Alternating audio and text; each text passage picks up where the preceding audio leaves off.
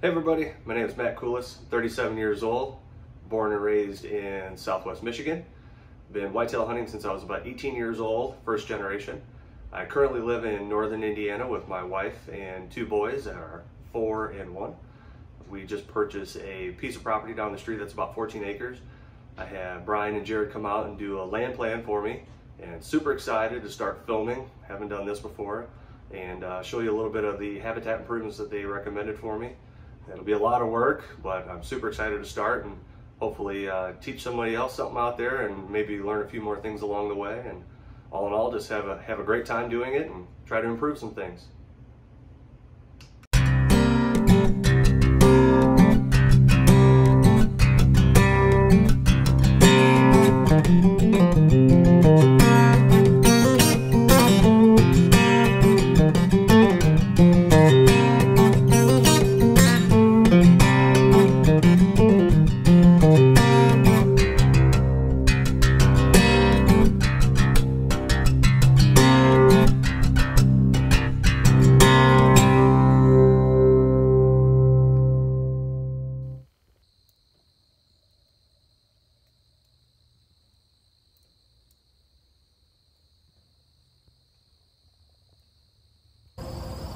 Hey guys, just out back at the food plots. We're expecting some rain here in a little bit, a couple hours from now, so we're going to try to get the last little bit of fertilizer in for the season.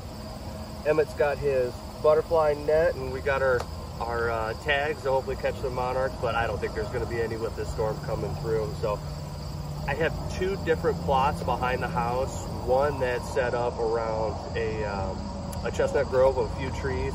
That's in clover. First year I've ever done the clover.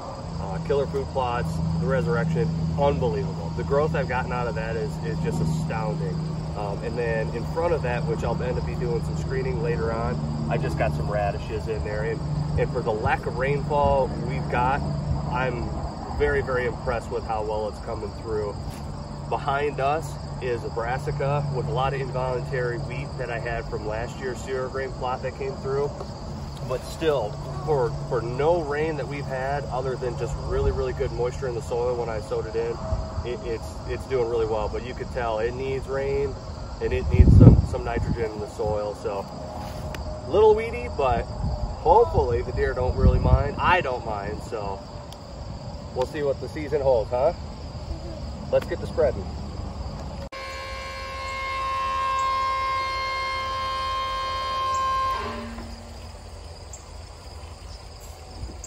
Hey guys, finally made it out to the farm today. It's been really hot, really dry. I'm in my persimmon plot I just got in this year.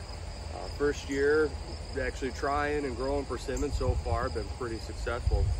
You can tell, oh, they needed a drink. Leaves are real curled up. They're still holding, look good on color. But some of the weeds started popping through a little bit. Was able to spray those and get a nice little mulch bed around, hopefully suppress weeds on the trees and keep moisture to them as best as possible. It's really sandy, loomy soil, kind of in the corner area of gonna be deer haven back in here, I guess you could say. But with this gully, I don't think there's a lot of really good soil, so I'm happy with what I've got out here. Planting it in this spot, I thought ahead of time to be able to get the truck out here, just to be able to work on bringing water, things like that. And I just use a simple transfer pump I picked up from Harbor Freight, real inexpensive.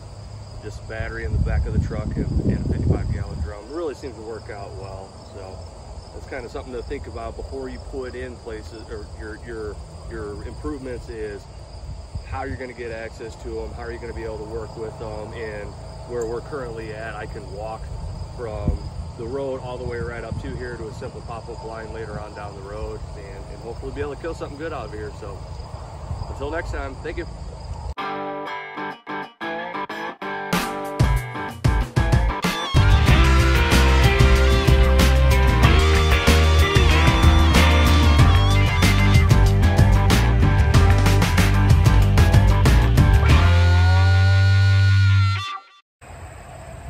Hey guys, just got my last ladder stand hung.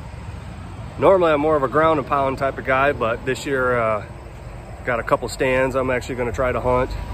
I got right there a little small micro plot of brassicas that majority of the deer are all going to be coming back funneling from this woods over here, kind of behind my old truck. Right about tailgate area, there's a really good apple tree that's holding quite a bit of fruit that they're dropping. I can see everything from the stand, and then as they're coming through, I got anywhere between a 15 to a 25-yard shot in there before they end up moseying on all the way back into the bigger woods and then off into the ag. So predominant wind's always going to be coming in my face. I'm right next to a major highway, as you can hear. It's not very peaceful out here, but it covers your sound a lot. So fingers crossed, this will be a great little area, and hopefully you guys get to see some footage from there. Hey everybody, made it back out to the farm today.